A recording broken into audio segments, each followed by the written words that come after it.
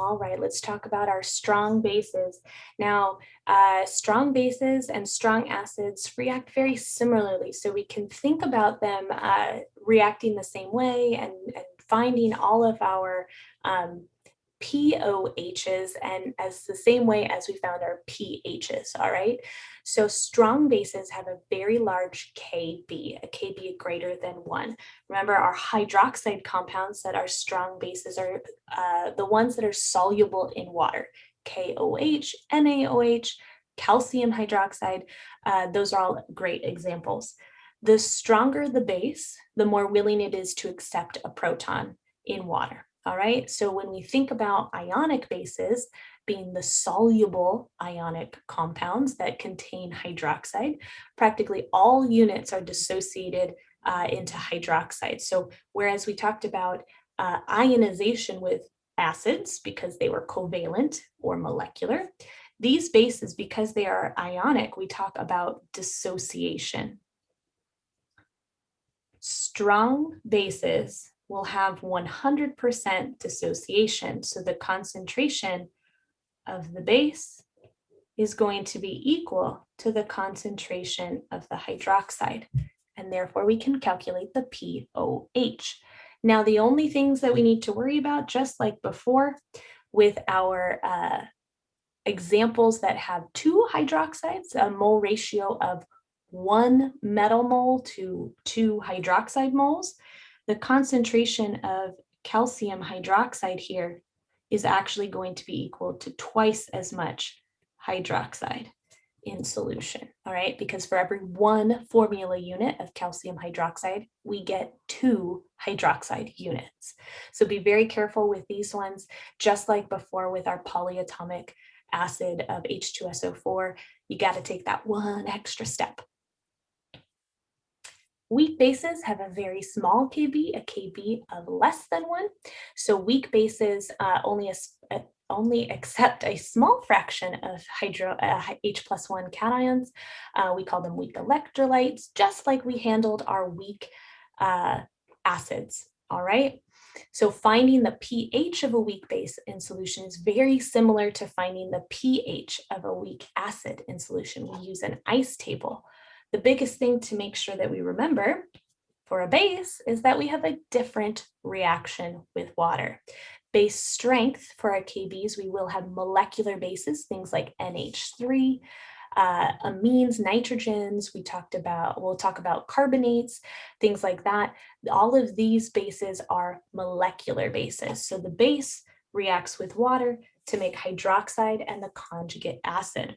All right, let's just draw that out. B for base. We'll draw some of those arrows just so that we know how the conjugates are formed. The base donates a lone pair, picks up a hydrogen, kicks off hydroxide. Now that hydroxide concentration is really what we want to focus on. Again, that's going to be how we find our pH. But first, we need to find the POH, and then we can calculate the pH. Remember, this is taking one extra step. 14 minus the POH will equal the pH. So be very aware of what type of calculation we're talking about.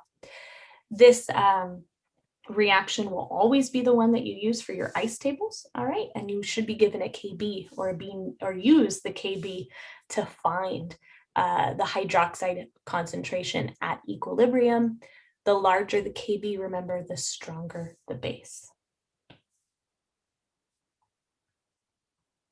All right, acid-base properties of ions and salts. We talked about some neutral things, some ideas of conjugate bases that were very, very stable earlier on in this chapter. Salts are ionic compounds formed by a neutralization reaction.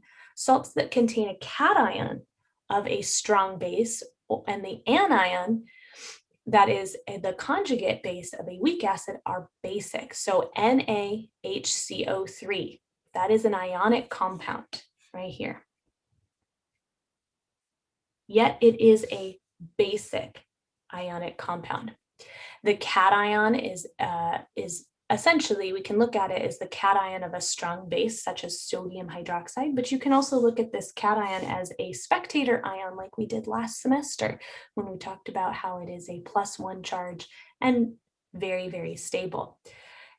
HCO3 minus 1 is the conjugate base of weak acid H2CO3. So weak acids produce stronger conjugate bases. This is a statement that we might have heard slightly differently. Strong acids make weak conjugate bases. Weak acids make stronger conjugate bases. And so seeing this HCO3 minus 1 in solution is very important so that we can identify it comes from a weak acid. It's the conjugate base of a weak acid, and therefore it is basic. It's a conjugate base, right? Salts that contain cations that are the conjugate acid of a weak base are acidic. NH4Cl. Let's deconstruct that. NH4 plus 1 is the conjugate acid of weak base NH3. Cl minus is the anion or the conjugate base of strong acid HCl. So this is neutral,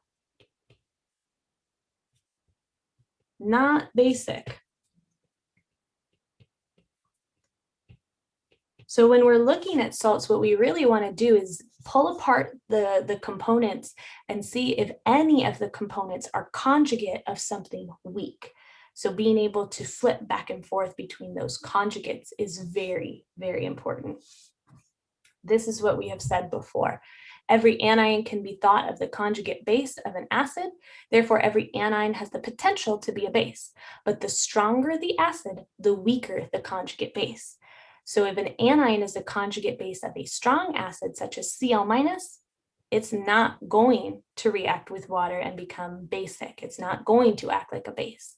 But if that anion is the conjugate base of a weak acid, then yes, it will react with water and it will create hydroxide in solution, and therefore it's basic.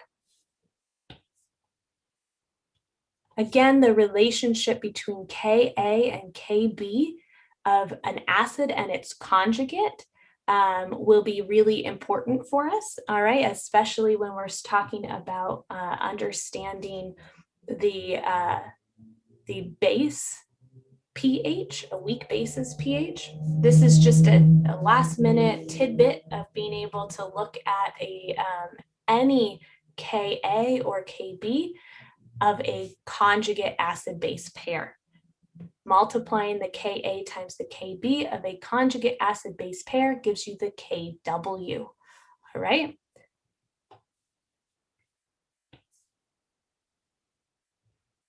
Now, when we're talking about this cation or conjugate acid, conjugate base thing, it's really important that if we're struggling with the terminology, go back to previous lectures when we've talked about how to write the conjugates of acids and bases. I think that would help a lot. Just on the other side, cations can be acidic. Some cations can be thought of as a conjugate acid of a weak base.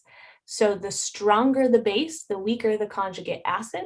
So if we have something like NH4 plus 1, it comes from NH3. NH3 is a weak base, and so therefore, whenever there's NH4 plus 1 in an ionic compound, when it dissociates, it will react with water to make H3O plus, something acidic. Metal cations are weak acids. So thinking about some cations of small, highly charged metal atoms, the alkali metal cations and the alkali earth metals, the plus 1s and the plus 2s are pH neutral. Cations that are hydrated, we want to think about. So this aluminum, the plus 3 guys, those are the ones that we want to be wary about. Those plus 3 cations are extremely important to remember, could potentially be acidic. So classifying salt solutions as either acidic, basic, or neutral is something we're going to practice together. Again, look and separate the two, all right? So looking at this first example, Na plus, it's a +1 cation, it's neutral. Cl minus, it's the conjugate base of a strong acid, so it is also neutral, all right? Same thing, calcium +2 and nitrate -1. pH neutral because calcium +2 is a +2 cation, therefore it is neutral. Nitrate -1 comes from nitric acid, which is a strong acid, therefore the conjugate base NO3 -1 is weak and therefore neutral. Last but not least, a +1 cation and a conjugate base of a strong acid, pH neutral. When you want to worry is when you see something paired that looks different than a conjugate base or a conjugate acid of something strong. F minus comes from HF. HF is not a strong acid, therefore F minus can be thought of as basic. All right, hopping down, NH4 plus and Cl minus. NH4 comes from NH3, which is a weak base, therefore NH4 plus 1 is acidic, right? Because again, we're at the conjugates, right? We're using the conjugates to identify whether they come from strong or weak things. But remember, a strong acid becomes a weak conjugate base. A strong base becomes a weak conjugate acid. So that acid-base relationship on either side of the equilibrium reaction is very important to identify.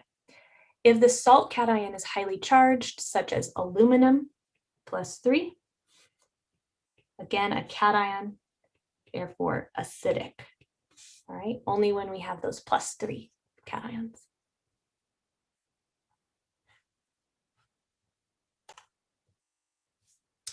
Now, if we have an ionic compound that has both something acidic and basic, such as NH4 plus 1 is acidic and F minus is basic, we have to consider which one of these came from something stronger or weaker. All right, so because HF is a stronger acid than NH4 plus 1, the Ka of NH4 plus 1 is larger than the Kb of F minus 1. Therefore, the solution will be acidic. So we got to kind of compare apples to apples here.